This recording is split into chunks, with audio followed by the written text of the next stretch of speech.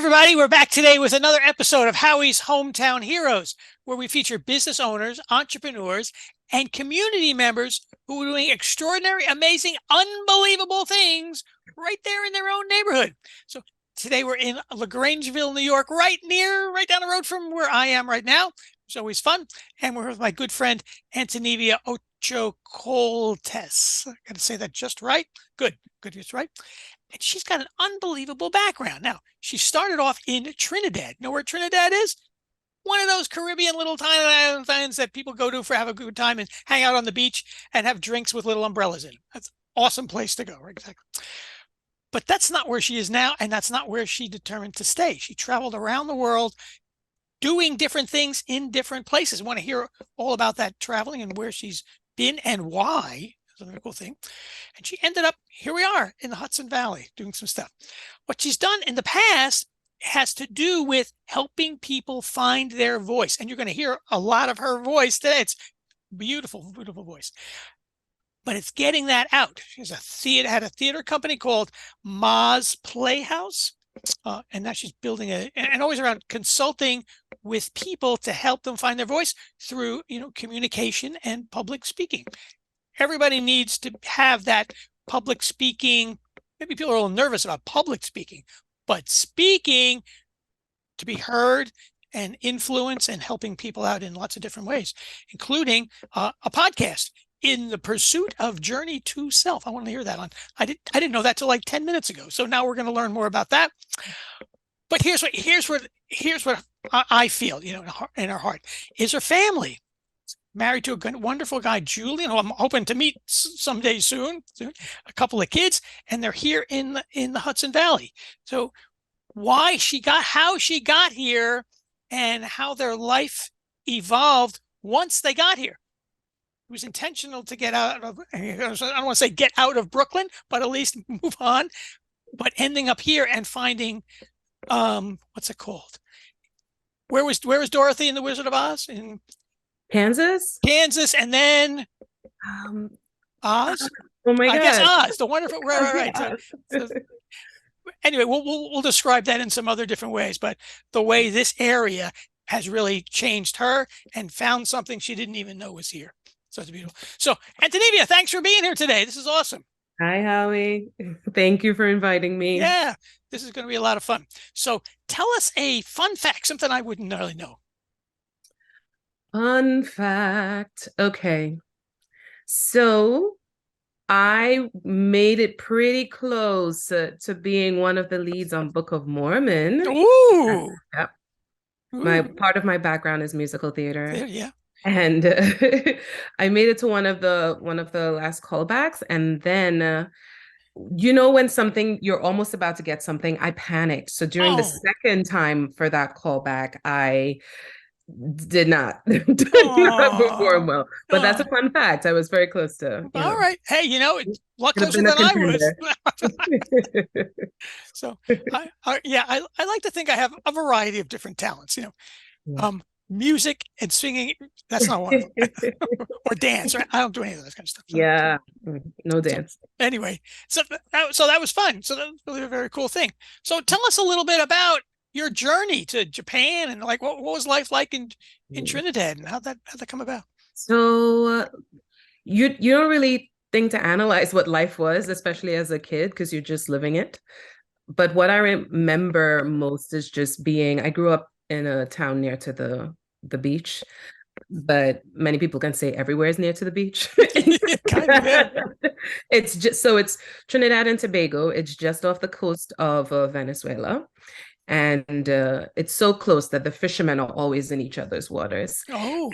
And we are known for our multiculturalism. So we have everybody there and we pride ourselves on that. So everybody came, and what resulted was a real melting pot. Interesting. And so you have people from many different cultures and religions. And even though I grew up Catholic, we observed the other religions, cultures nationally. So we would learn about them in Catholic school. We would celebrate Diwali. Wow, that's great. Yeah. And so that's when now that I've left, I've grown to really appreciate that. What else about Trinidad and Tobago. It's just really beautiful. It's really Sure. laid back, and we are in constant preparation for Carnival. Oh, Carnival. Oh, So it happens once a year, and it's arguably the best place in the world to that does Carnival. And there are preparations from the time it ends. the And so next. it's Oh my usually gosh. the 2 days before Ash Wednesday, Right. Monday and Tuesday. So it's sometimes in February, March. And as soon as it's over on Wednesday, preparations are already Oh my starting for gosh. the next year. Parties start in June for the following year. That's a So non-stop party. Now I yeah. have heard, clearly I was incorrect, but if you asked me where is the best place for Carnival, I would have said Brazil. But no, Oh, that's an easy misconception. yeah, apparently, apparently. Oh, No, I'm kidding. I've heard that Brazil's carnival is really wonderful, yeah. and ours is its own entirely differently beautiful. Wow, that's very cool. Very Yeah, cool. yeah. Do you get to go back there and celebrate that with them at all, with your family? So Do you have it's any funny. family back there actually I still? do. I have a lot of family. When I first left Trinidad, I didn't go back that often because there was this sense, I was like, oh, I want to go see the whole world. Mm, And I can always come back home because home is home. mm. And then I went a few years and you realize that time passes. And so more recently, I've been going back more often. Good. And I went right before the pandemic hit and I played Carnival. Ah, Yeah. good. And right when I got back, pandemic. Well, got there Yeah. just in time. Well, Mhm. Just in time. very Mhm. good, very good. And where else have you been now? So from Trinidad, moved to New York for school. And then after that, I moved to Japan. And it's so funny how Japan was chosen out of, I was just saying, okay, let me pick somewhere to go after I graduate that I probably wouldn't think of going. No. So just pick Japan because I would probably go to France and Spain because we were taught those languages in Oh, school. So I'm like, okay, that's definitely on my radar, but I'd probably never go to Japan. So let's do that. So, wow. so went to Japan and it was a really amazing experience. And I really enjoyed the people and the culture. And if I could have a life where I would live 6 months there and 6 months somewhere else, I would. Wow, very good. Very nice. That's really impressive. And I could see people being very nervous about going to places that are not only different cultures, but and a different language, but different alphabet. Like, how do you even pronounce them? Even know Yes, they have three alphabets, and I three. knew none of them before I went there. None of them. I Yeah. didn't. Now, maybe as I get older, the idea of fear probably enters in a little bit more.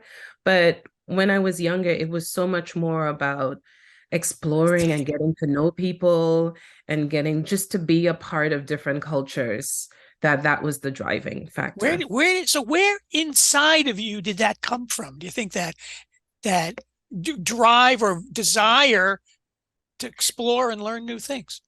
I think if I had to choose what I would want to do if I were, let's say, in the future, independently wealthy, as I We'll grow. get you there. We'll get you there. I'll get you there. I would like to really just travel the world and talk to people and share their stories Mm. because I love sitting with people, getting to know them, and then finding ways to collaborate with There them. you go. There you go. Like that brings me bottom level, that brings me joy. Sounds like Howie's hometown heroes to me, right? Yeah, I'm loving. I I think love we're on the what same I'm page. doing. That's I great. really do. That's great. Mhm. I love doing that. I love that too. So you've traveled around and now you're back in Brooklyn, or how did you get to Went to Japan. Then my now husband of almost 16 years proposed to me there. in Japan? Mhm. Did you meet him there? No, I met him Oh, after I'd already decided to go to Japan and being fiercely independent. I was like, well, this might be love, but I'm not staying I'm here not to saying. Oh, well, I'm okay. going to Japan. He got the message there, huh? You better get your act together. And it was amazing. He I knew nothing about Japan.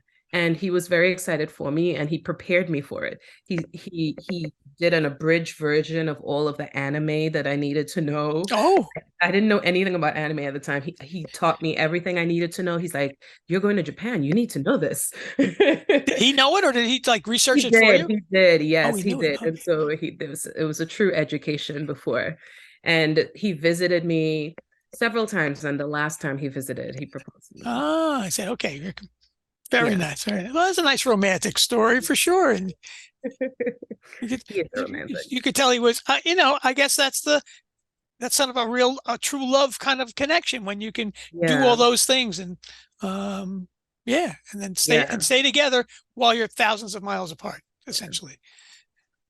I did burn a screen out. We were so young, but I remember I had his picture on the laptop screen, and I wouldn't close it at all. Oh, So nice. after a while, it burnt the screen out. I Oh needed. no! Oh my gosh! Yeah. Very funny, very funny. Very good. And where else did you go? Anyplace else? So been to Czech Republic, which was nice, studied a little, so mluvím trochu česky. Oh, And where else? I think that's okay. it for the, staying for a It's a little lot. while. It's a lot of places, especially if you're staying there for a couple of years. In each place. Yeah. Yeah. So Czech Republic wasn't long. It was maybe a couple months, well, Okay. but it was there. It was an immersion with the Charles University Ah, to get to know the culture. mm, So, mhm. cool.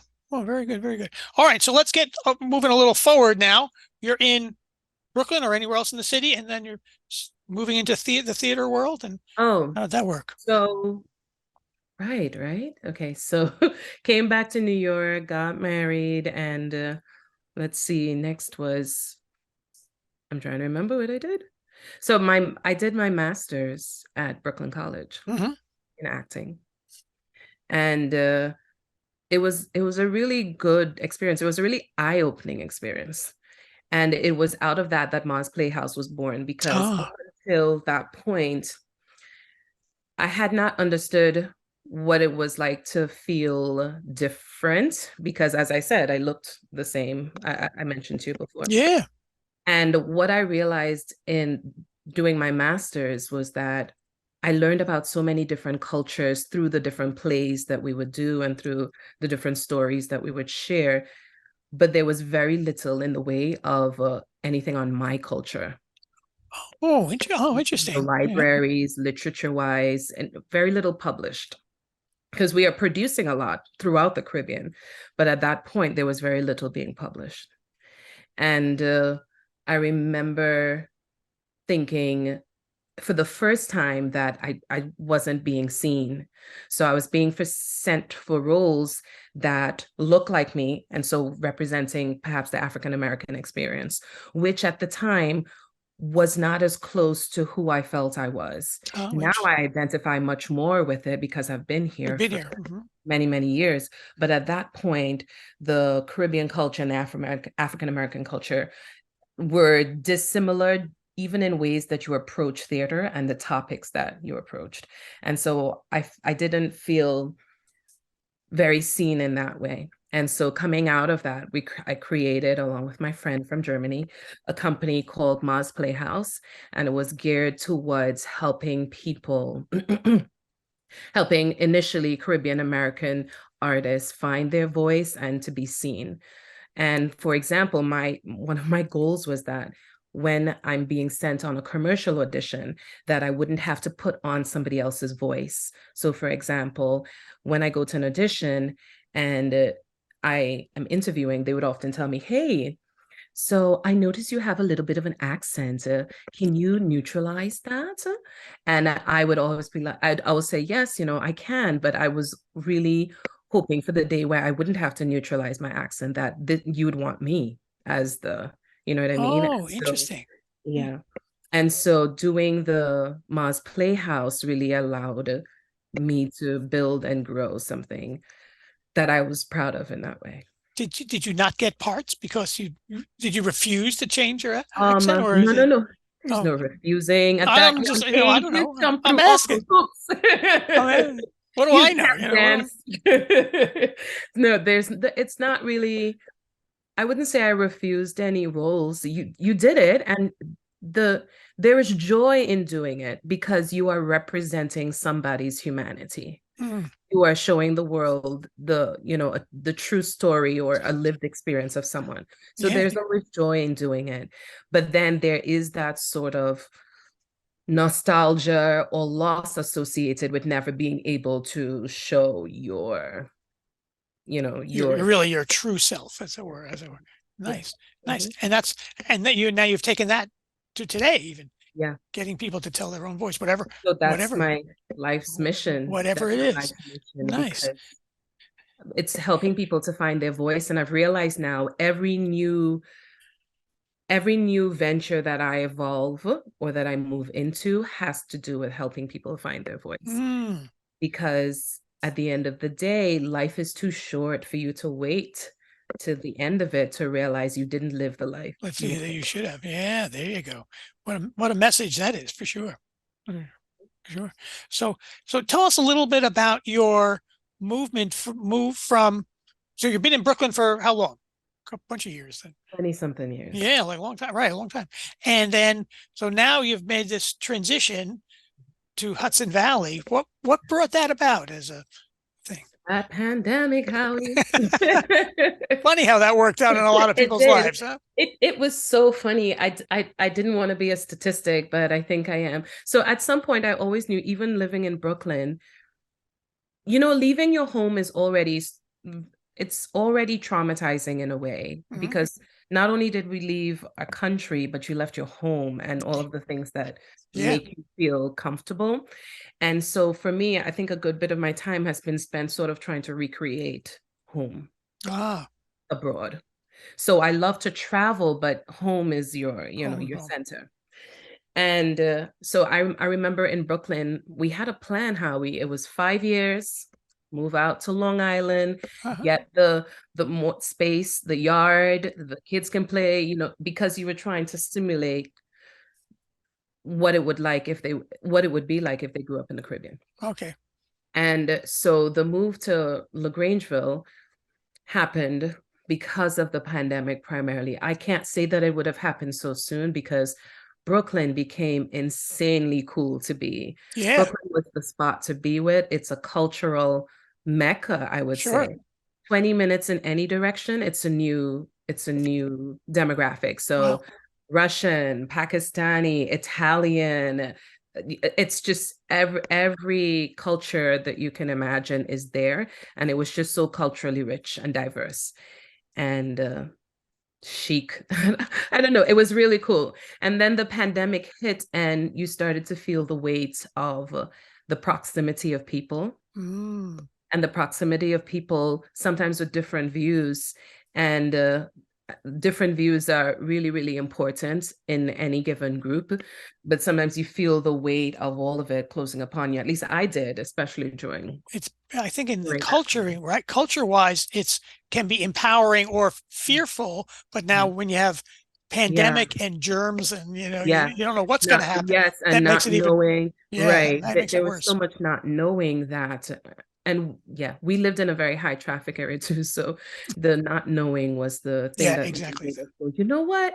We need to go back to our plan Yeah, and of moving out. And moving out was symbolic as well as sure. necessary. And so we moved out, we found a space very quickly. I would say within like 3 weeks after we decided to do it. Wow. And when we moved out here, I realized that, and it'll be interesting to ask other people who've grown up in the city.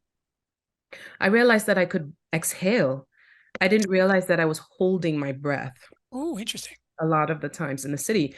We drove in and I breathed out. I was like, oh, I didn't know I wasn't breathing. And so that's when it felt like, oh, this is home. Yeah. This is home. And the Hudson Valley really has surprised me because I didn't know it really existed before our search. And every time we drove up here, it was like driving into a painting. Yeah, yeah, yeah. I when want you to get be the brochure for my city friends. I'm like, guys, and on the left, you see this beautiful picturesque mountain. Just like, you yeah, know, everywhere you turn it, it could be something different and beautiful in a way that Oz could be. yeah. Mhm. Oz could be. What? So I'm just thinking though, what cu- courage did it take was it courage, or was it almost a necessity for you and Julian to say, okay, we got to go? Or was there any In angst, or not sure that this is the right thing to do, or just like, this is it, we're doing it and we're going? So in hindsight, I guess it must be courage because we weren't being pushed out. We're just thinking of moving forward. Yeah. And I I really would like the opportunity to experience different places Hmm. and different cultures. So it just seemed the right moment to take the next step into something There you new. go. Mhm. There you go. There you go. And so that's great. When did you know you buy the house, you make a decision, Yeah. you buy the house, you move, Mhm. moving truck comes, everybody's goes, right? You give Mhm. give your friends pizza when they help you move in and doing Yes. whatever they're doing. And then when did you realize, oh, this is what I've been looking for all along? I knew it the first day we came with the Yeah. real estate agent. Ah, So even before we moved in, so it was less about the home and more about the outdoors. okay. So when we drove into the space and I was able to breathe out and feel embraced by the environment around me, Mm, I was like, oh, it didn't even matter what the inside of the house those looked look like. like. So even before we went in, I said, this is it. This is it. It could have, luckily it worked out on the inside, but Okay, it could have been anything. I mean, yeah. what? I don't want to speak for him. How did Julian feel about that? What did it? So Julian felt we're very similar in that way. So which Good. is helpful in terms Yeah, of moving forward and doing nice. things together. Well, So good. he also felt, yeah. Very good. Very good. Yeah. So let's talk a little about your communication and consulting business and public speaking and stuff. How's that working out? Where's that going? So I'm a public speaking and communication advisor and consultant, and it was born out of the same place of helping people put their voices first, and now Mm, it's evolved to helping companies put their voice first. mm, And usually when you think of communication, when you hear that word, you think of, okay, that's the person that's going to help me with my external communication. They're going to help me they're going to help either with some element of branding, or they're going to help with how the outside world sees yep. us. Or you have the internal communicator, which deals with like the protocol and the inside. And I would say, in terms of what we do communication wise, it can include those things, but it works around both of those things. Mm, So we can work with HR, the founders, the decision makers, and really the goal is to help you set up and continually assess your communication structures within your business. So, for example, not just speaking, or other stuff. not just speaking. Oh, okay, So okay. I'll come to so it helps you short term. We help you do communication assessments Hmm. throughout the organization and help you create a healthy plan so that you're able to move through different processes. Usually people wait to address communication issues when it turns into crises, Crisis. Yeah, I was just when thinking it's that. so far gone, Yeah. and when departments are not working well together and the efficiency is so egregious that you can see the bleeding of the bottom line. Mm, And we urge people to have your systems assessed and evaluated on a regular basis so that you're not waiting until that point. right, right, We right. come And in several different ways. Short term, we can come in and do workshops. We can work with HR and do workshops around targeted communication issues. cool. And long term, we can come in on a subscription basis where the company can have I would say it's the same model maybe that you can do even with a wellness program, but this helps you target your communication with your team, Mm-hmm. with your departments. We are there specifically for that. And there is nobody that is doing specifically what we're doing. So Got we're it. not business coaching. We're not that is its own separate element. We take your team, we help you assess the best ways in which you work together so that your bottom line is not affected by the inefficient communication that's happening from department to bar. Well, you're kind of ultimately increasing the bottom line by having everybody on the same page, I guess is Yeah. right, and communicating Yeah. correct, correctly. Yep. Correctly. And Well, the public speaking part of it is so you can do, we have subscription-based services where you can do targeted workshops for your employees. okay. Or if you want to up the influence and the ability for particular employees to communicate what they have to, maybe they're front facing Mm. of the organization, then we work with them to do that as well in the Well, public speaking. very good, very good. Do you have some fun success stories around all that? You've been doing that a while. For public speaking, I've been doing public speaking Yeah. for close to a decade now. And the joy I find is when people come in the beginning and they hate it so hard, Yeah. and then working with them to develop a practice around it and having them see the milestones of where they started and where they are. That is joy. Yeah. That brings joy, and even more than monetary, you know, gain. Seeing that transformation in someone is where. Here's where it's at. Yeah, yeah, yeah. That's it. Mhm. How's that feel? I mean, it really gives you that It it feels so, feels the idea of purpose, right? Like, what are you here for? more And so that's, I feel like my purpose is being fulfilled when filled I and do those transformations. very cool, very cool. So now where do you see yourself going in the next couple of years with that or So I Ma's love Playhouse? Is that still going on in Brooklyn and what's going on? Yeah. So I love creating systems. So who knows what system I'll be building in 5 years, but definitely helping companies, really grow their communication strategies, helping individuals grow Mm-hmm. their voice and their influence, helping companies to understand that giving their employees a voice is in their best interest. There you go. There you go. And on the Mars Playhouse end of it, we are currently developing a software to help our our clients go from writers all the way to production. And Oh, and so we're very excited about that. so teaching all the whole gap from what's a Yes, story in your head to a yes, stage. absolutely. Yeah. Because it's removing those obstacles that make many artistic people stop. Mm. You can be very creative, but then you get stuck and then you either move on to Yeah. something new. So we're removing those obstacles so that they can go from beginning to end. And Nice. likewise in the companies, it's the Yeah, yeah, same. yeah. In the companies also. Very Mhm. cool, very cool. Well, it's a lot of fun. So this is great, great, Antonevia. I'm glad you could come on the show and share a little of this story. I'm looking forward to the next bunches of things that we're going to do together. So it's really Thank good. you. Me too. I'm looking forward to it. Yeah, yeah, yeah. So everybody who's out there, if there's someone who is doing amazing things in their neighborhood, entrepreneur like Antonevia, has done some unbelievable things in the past and moving forward in the future, tell us that, put their name in the comments, let me know, and we'll get them on the show. So just remember that whether it's your home, your home finances, your family, your business, or in your community for an organization that you're really proud of and that you want to support, it's money that make those gears keep turning. Make sure your money is working in the most optimal way it can. Thanks for being here, Tanita. Thank you, Howie.